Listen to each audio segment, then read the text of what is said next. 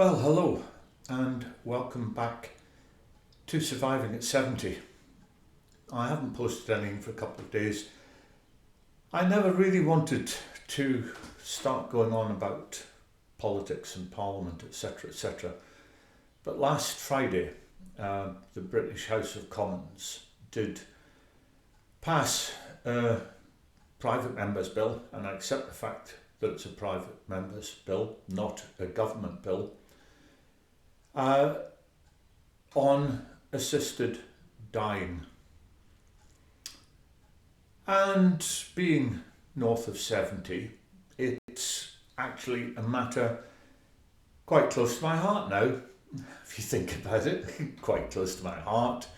Most of my membranes, all of the little blood vessels inside my brain, because we're all just, at the end of the day, a millimetre or so away from a stroke or a heart attack or whatever else.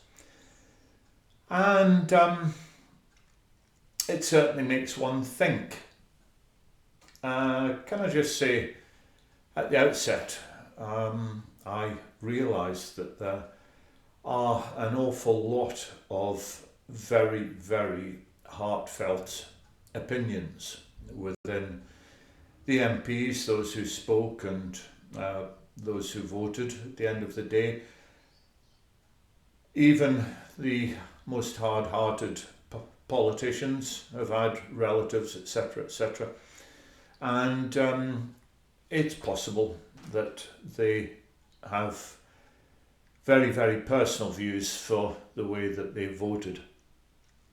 I have to say that someone who's an absolute massive lover of dogs, and if I had £5 for every time over the years that I'd said I'd be prosecuted for allowing a dog to suffer the way that my mother had suffered her final months or so with terminal cancer, I'd probably be a reasonably wealthy man. So up until a number of years ago, a fair chance that I would have been all in favour of this particular piece of legislation brought forward by a Labour MP, but as I say, as a private piece of legislation, I don't think it matters what party she represents. And I'm sure that the reason she's brought it forward is a perfectly honest and reasoned and fair thing to bring forward. As I say, maybe 20, 25 years ago, having witnessed my mother's departure and that of some of my dogs, I would have been all behind her. However, about 9 years ago, Canada passed an assisted dying legislation. And from what I can see, and I'd invite you to look into it, do your own research, have a look at Canada's MAID.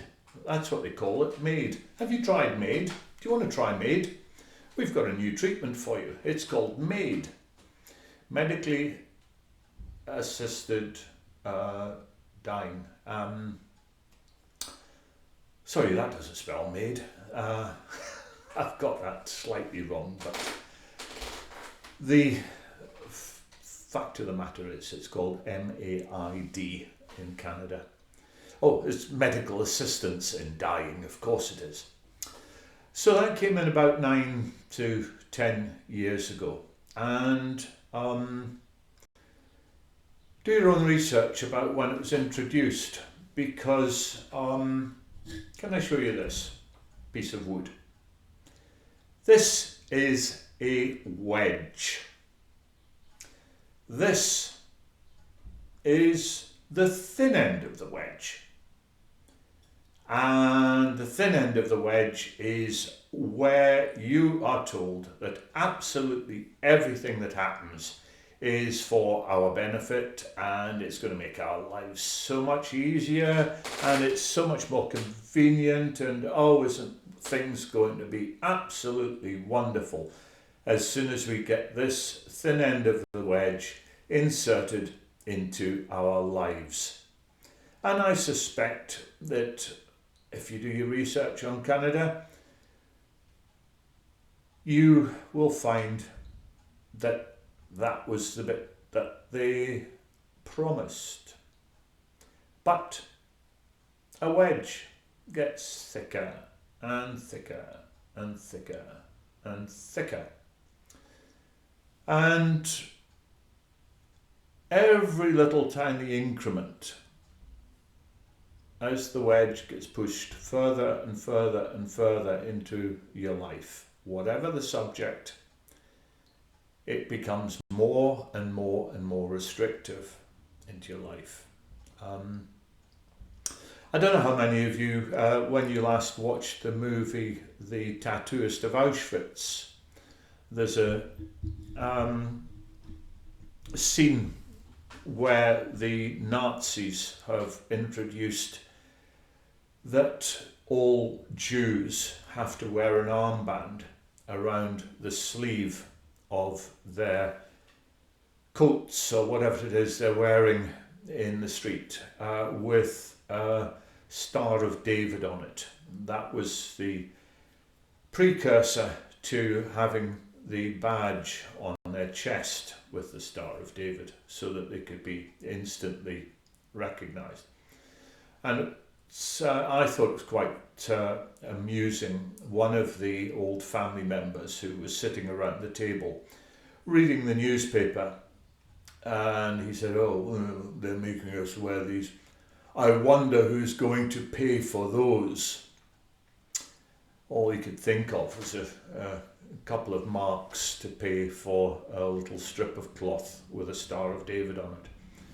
But of course, as we all know, that was the thin end of the wedge, and before long we were at Auschwitz, etc., etc., etc., and well, no need to go any further down that. We all know the story. So, what's wrong with Canada? Well, again, I would urge you to go and do your own research. Look at the horror stories of where MAID, medical assistance in dying, is now being offered as the utopia, the wonder treatment. We're used to, over a course of our lives, being told, well, we could give you this drug which might reduce the inflammation, or we could give you this operation, or in more serious cases, well, we got chemotherapy, and then there's radiotherapy, and then there's lumpectomies, and etc., etc., etc.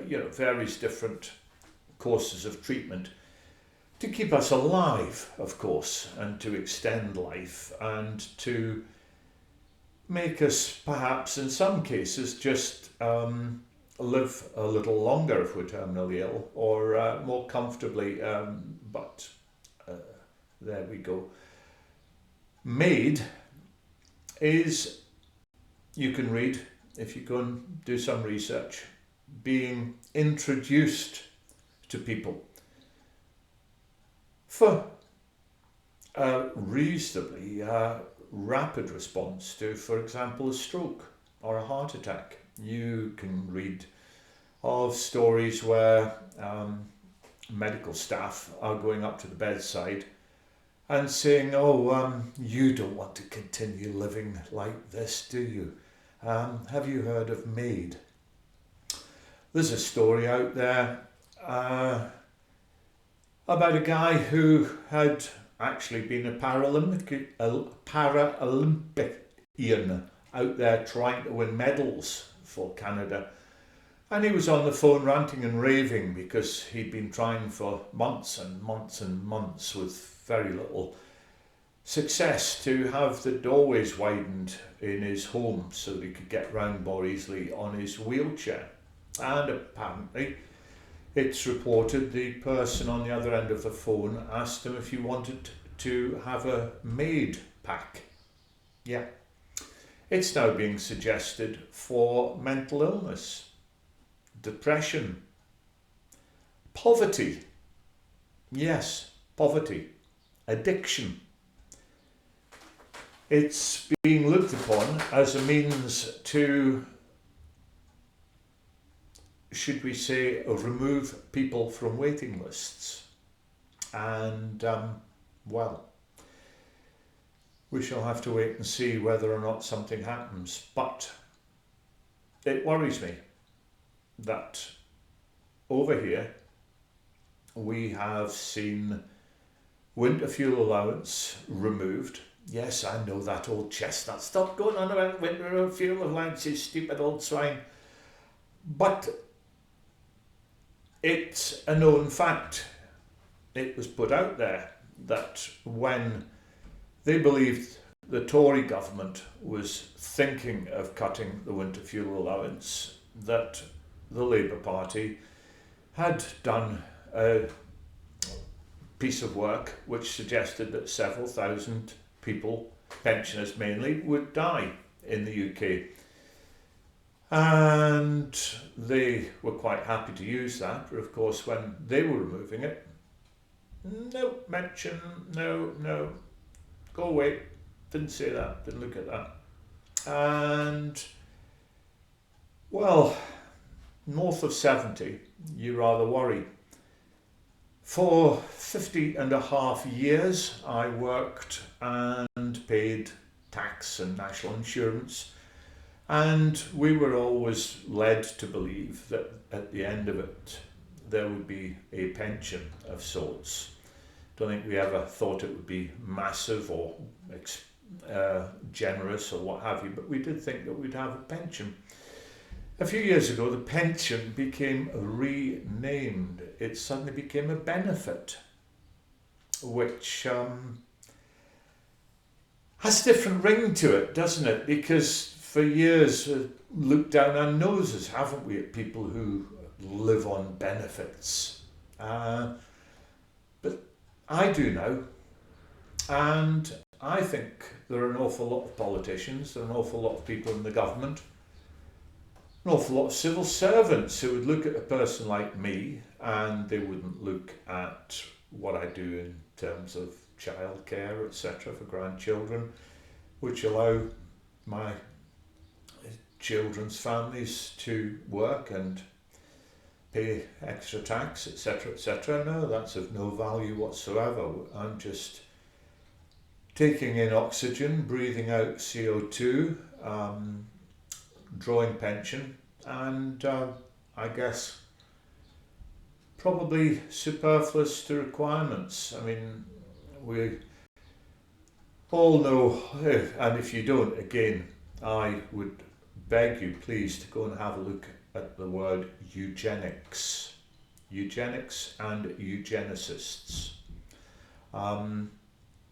You know, the Labour Party, who are in government in the United Kingdom at the moment, and yes, I know, repeat, I know this is not a government bill, it is a private member's bill, but the Labour Party was originally formed by a merging of some groups, one of which was called the Fabian Society. And I would again suggest, and there's loads and loads of stuff on there, really interesting stuff on the Fabian Society internet if you go and wish to read it, including, and I slightly digress, a Channel 4 political journalist, now a pretty senior journalist, saying how he was a young Fabian and his daughter was a young Fabian. And you know the furore last year where the Labour Party sent 100, or didn't send because they were all on holiday on their own time, of their people over to fight for Kamala's win in the American election. Well, it turns out that that's not a new thing, because this gentleman from Channel 4 recounts how his daughter went over for an Obama election with a lot of young Fabians and worked towards his victory at the polls. So, do you know what? I thought journalism was supposed to be about finding out the truth and being a journalist. When you've actually been part of a socialist, a powering socialist organisation that Mandelson and Kinnock and all sorts of other people from within the Labour Party were members of, particularly in the youth, and still go and speak at today, look at their careers, and are they people that you would particularly want to buy a second-hand car from? Up to you, make your own mind up. But if they've got any kind of control over this wedge, do I want to be part of it? Do you? There we are. I could literally go on for ages about this, going down various different rabbit holes about George Bernard Shaw and please don't say, oh, George Bernard Shaw, he's been dead for 100 years or whatever. Look at Sweden and eugenics, right the way through until the mid-1970s.